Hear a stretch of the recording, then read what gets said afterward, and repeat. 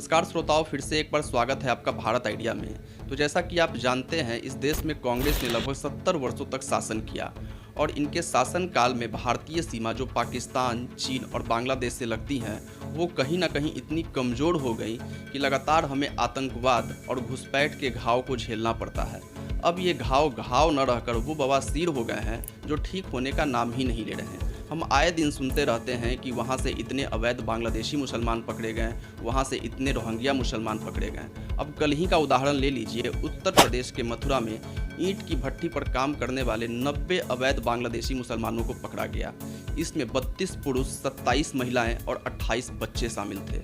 अब सवाल उठता है कि कुछ नेताओं की मदद से ये घुसपैठ तो कर जाते हैं, लेकिन इनको काम देता कौन है? तो कुछ लोग सस्ती मजदूरी के चक्कर में बिना इनके पहचान पत्र और दस्तावेज को जांच किए हुए इनको काम पर रख लेते हैं।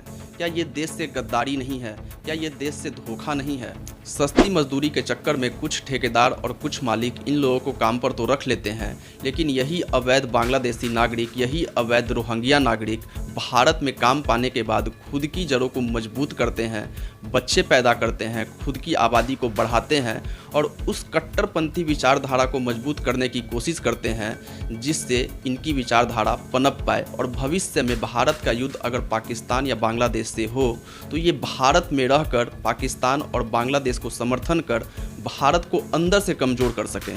अगर आपको याद हो तो बिपिन रावत साहब ने एक बार कहा था कि भारत का अगर कभी भी किसी देश से युद्ध होता है तो वो युद्ध 2.5 मोर्चे पे लड़ा जाएगा। 2.5 मोर्चा इसलिए क्योंकि 2 मोर्चे पे सेना युद्ध लड़ेगी और आधे मोर्चे पर भारत में रह रहे वो राष्ट्रवादी लोग उन गद्दारों से, उन घुसपैठियों से लड़ेंगे जो भारत में रह करके पाकिस्तान और बांग्लादेश की गुणगान करते हैं। अब आप अभी का ही उदाहरण ले लीजिए, पहलगाम हमले के बाद भारतीय सेना ने पाकिस्तान पर कड़ी कार्रवाई की, उनके कई सैन्य ठिकानों को तहस नहस कर दिया, लेकिन इसके बाद भी भारत में रह रहे कुछ मीडिया के लोग, कुछ घुसपैठियों के समर्थन से वो लोग भारत से ही सवाल कर रहे थे कि क्या सच में भारतीय सेना ने वो पराक्रम दिखाया है, क्या सैन्य ठिकानों को तहस नहस किया है।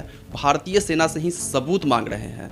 तो इसलिए हमें समझना होगा कि ये घुसपैठी, ये वो एटम बम हैं जो समय के साथ धीरे धीरे मजबूत हो रहे हैं और जब ये फटेंगे तो भारत को इतना कमज़ोर कर देंगे, इतना कमज़ोर कर देंगे कि जैसी स्थिति आज पाकिस्तान की है, अफ़गानिस्तान की है, बांग्लादेश की है, वैसी ही स्थिति भारत की भी हो जाएगी। इसलिए भारतीय सरकार को समझना होगा, आज भारतीय जनता पार्टी को 10 वर्षों से अधिक का समय बीत चुका है।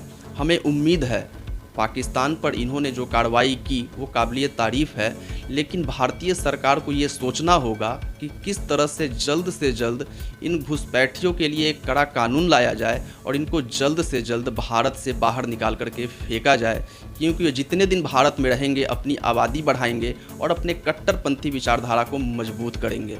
तो दोस्तों, उम्मीद करता हूँ कि आपको यह वीडियो पसंद आया होगा, आपने वीडियो पूरा देखा होगा। अगर आपको वीडियो पसंद आया है तो वीडियो को लाइक करें, शेयर करें और इच्छा हो तो चैनल को सब्सक्राइब भी कर लें। चलिए, धन्यवाद। भारत माता की जय। वंदे मातरम।